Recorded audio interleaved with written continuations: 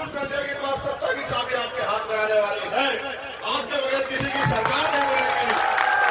आगे चल कि जब सत्ता की चाबी आपके हाथ में होगी तो आपका नेता ऐसा है, आपका भाई, कि आपके एक एक अधिकार को दुश्मन के जबड़े से छीन के आपके कदमों में निछावर करने का काम बहुत जल्दी कर देगा। जैसे टीकरा गांव में आदिवासी समाज की झोपड़ी तोड़ी जा रही है, 40 आदिवासी मोहना से आए हैं, वो हमसे निवेदन कर रहे हैं, उनके कागज भी मेरे पास हैं कि भाई हमारी सरकार को उन्होंने लिखा, देखो सुनो ये सरकार कितनी हितैषी है। 15 साल से 70 घर की बस्ती बसी हुई है और मुख्यमंत्री शिवराज सिंह चौहान जी उसको प्राइवेट कंपनी को सौंपना चाहते हैं और वो ये कह रहे हैं नहीं हटोगे तो बुलडोजर चला देंगे। आप ये बताओ, सरकार का काम लोगों को बसाना है या उजाड़ना है? आप बताओ सब लोग। जो अपने प्रदेश की जनता को उजाड़ना चाहते हैं वो सरकार क्या गरीबों के लिए अच्छी है? तो मैं अपने भाइयों को वचन देता हूं कि जब भी आपके साथ अन्याय की बात आएगी या कोई ऐसा मामला आएगा, भीमार में आजाद समाज पार्टी के लोग कंधे से कंधा मिला के आपके साथ खड़े रहेंगे। मध्य प्रदेश सरकार ने भी सरकारी बसें बंद कर दी है, जिससे नौजवान लोगों को जो रोजगार मिल रहा था वो लगभग खत्म सा हो गया उन विभागों में। हमारी पार्टी के लोग कह रहे हैं कि जैसे हमारी सरकार बनेगी हम युवाओं को रोजगार देने का काम करेंगे। इसके बाद कई ऐसे मामले हैं जिनको मुझे आपको बताना है। जैसे बैकलॉग भर्ती, हम 12 फरवरी को इकट्ठा हुए थे भोपाल में। बैकलॉग के पदों पे कोई भर्ती नहीं की जा रही है। SC ST OBC के नौजवान सड़क पे धूल भाग रहे हैं। SC ST OBC के लिए प्रमोशन में आरक्षण की मांग हमने की थी, उसमें सरकार ने कोई कदम नहीं उठाया। आकाश गुजर का परिवार भाई यहाँ है, उनको अभी तक न्याय नहीं मिला, फास्ट ट्रैक कोर्ट में मुकदमा नहीं चला, कोई मुआवजा नहीं मिला है। हमने मांग की थी कि जातीय जनगणना कराई जाए, अभी तक कोई मांग पूरी नहीं हुई। OBC 27% आरक्षण जो दिया जा रहा था वो भी अभी पूरा नहीं दिया जा रहा है। डमरा क्षेत्र में SC ST की जमीनों को दबंग कब्जा कर रहे हैं, उनको मालिकाना हक दिलवाया जाए, ये भी हमारी मांग है। मध्य प्रदेश में छात्रवृत्ति घोटाला उजागर किया जाए। चोर न फिरे भाई, इनके लोग घोटाला करें, इनकी सरकारें कहां से उजागर कर देंगे? आपकी सरकार आएगी, हर एक घोटालेबाज को हम लोग जेल भेजने का काम करेंगे। मेरी बात को आप लोग याद रखना। डमरा नगर पालिका में राजस्व भागने लगी। 2014 से नामांकन पर रोक को तत्काल हटाया जाए। ये कई इस तरह की समस्याएं, कई परेशानियां हमारे सामने हैं। हमने मांग रखी थी कि सरकार इनको सुनेगी, सरकार ने नहीं सुना। एक और मांग ये है, मुझे सफाई कर्मचारी अपने भाई मिले थे कि नगर पालिका में सफाई कर्मचारी अधिकतर महिला पुरुष जो है वो अनपढ़ है। उनकी मांग है कि उनको स्थायी किया जाए। 30 साल हो गए उनको गटर में उतरते हुए, सफाई करते हुए। मध्य प्रदेश सरकार कहती है कि इंदौर सबसे साफ शहर है, उज्जैन सबसे साफ शहर है। किसकी वजह से? कोई अधिकारी जीप से जाके वहां सड़क को काटता है क्या? कोई नेता जीप से जाके सड़क को साफ करता है क्या? हमारे समाज के लोग उस सड़क को साफ करते हैं और मेडल इनको मिलता है। इसलिए हमारी ये मांग है कि इनको स्थायी किया जाए। ये तो करे ना करे, मैं आपको वचन देकर कहता हूं कि हमारी सरकार आने पर जो भी भर्तियां सफाई कर्मचारियों की होगी वो अस्थायी होगी, सरकारी भर्ती होगी, और जो पुराने भर्ती लोग हैं उनको सबको स्थायी करने का काम हम लोग करेंगे। ये मेरा आपको वादा है। कई भर्तियों के बाद हमने देखा,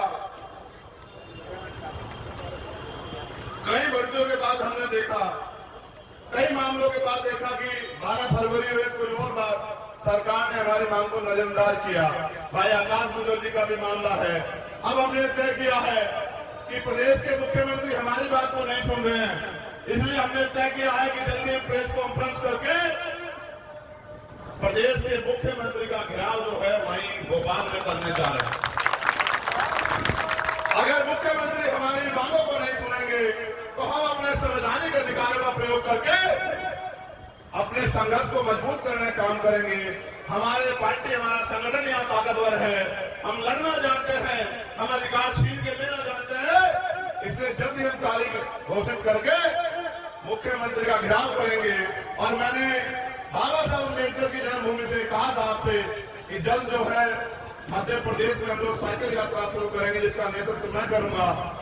बहुत जल्द हम लोग घोषणा करके बताएंगे कि पहली साइकिल यात्रा पहले चरण की किन किन जिलों से होकर गुजरेगी।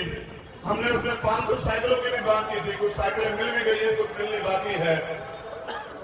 हम गांव-गांव गली-गली जाके बहुजन समाज में भाईचारा और उनमें राजनीतिक क्षेत्र पैदा करने के लिए साइकिल यात्रा करेंगे। इसका नेतृत्व मैं करूंगा। दिन रात हम लोग साइकिल चला के गांव-गांव जाके मेहनत को अपना पसीना बहा के अपने लोगों को जोड़ने का, उनके विश्वास को हासिल करने का, आजाद समाज पार्टी के लिए जन समर्थन हासिल करने का काम करेंगे। जब वो यात्रा आपके कस्बों क्षेत्रों के स्वागत करे, अभिनंदन करे, ऐसी मेरी जो है आपसे प्रार्थनाएं हैं। तो जैसा मैंने आपको बताया, अभी अधिकारियों ने शायद हमें समय दिया है। क्या समय है?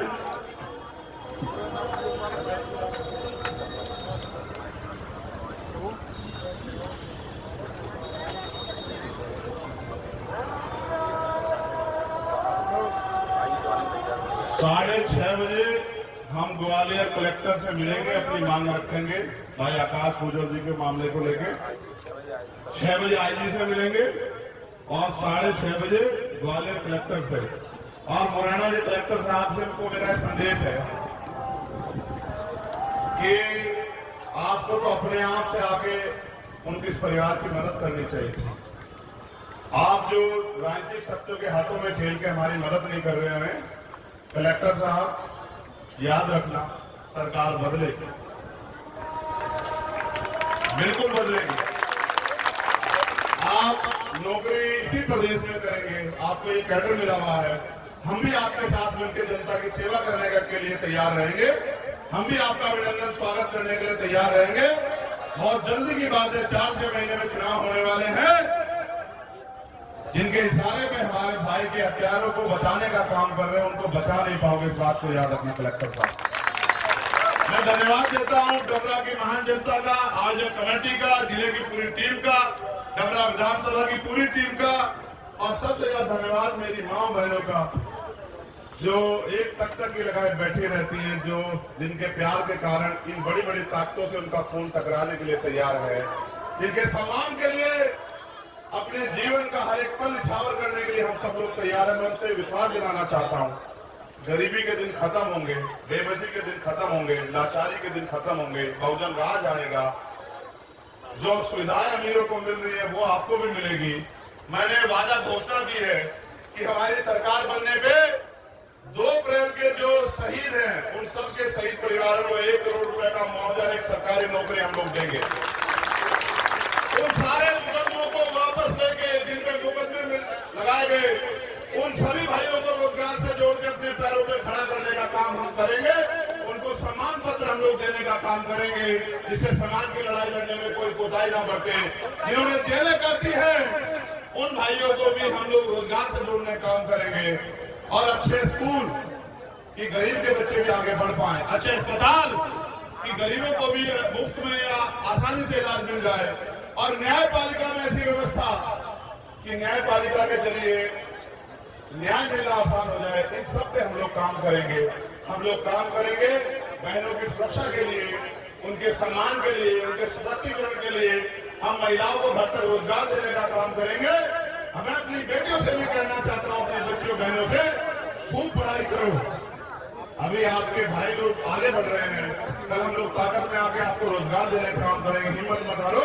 आप बाबा साहब अम्बेडकर की बेटियां हो, आप फूले साहू की बेटियां हो, आप मां रमाबाई की बेटियां हो, आप सावित्रीबाई फुले की बेटियां हो, आगे बढ़ती रहो। इतिहास आपको याद रखेगा, आपके संघर्ष को याद रखेगा। ये कलयुग नहीं, ये कलम युग है, और कलम की ताकत के लिए हम लोग आगे बढ़ रहे हैं। बहुत जल्द कलम की ताकत हमारे पास होगी।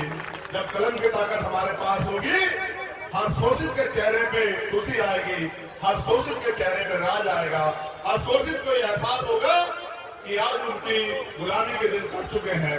उन्हें आप सभी का धन्यवाद और बहुत बहुत बधाई साथियों को जिन्होंने मेहनत की। भाई परमेंद्र घोरपड़े जी जो हमारी पाठशाला के हेड है, भाई वीरेंद्र बड़ोनिया जी, मक्खन कैन जी, अंकित धुरिया जी, गौरव जी, आकाश जी, हेमंत जी, अजय जी, सतीश जी, दीपक, सचिन कैन जी, विक्की, पंकज, राहुल, संदीप, भूपेंद्र, सतीश,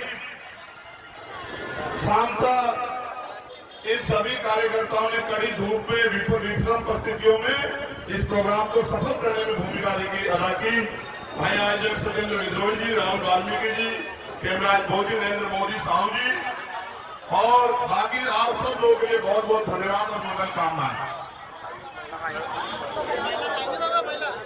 ये जो मोना की हमारी माताएं बहनें आई हैं, जिनकी जमीन प्रशासन हड़प रहा है, इनके लिए बहुत जल्द हम लोग जिलाधिकारी का घेराव करेंगे। वो परेशान ना हो, वो डटी रहे, हम उनके साथ।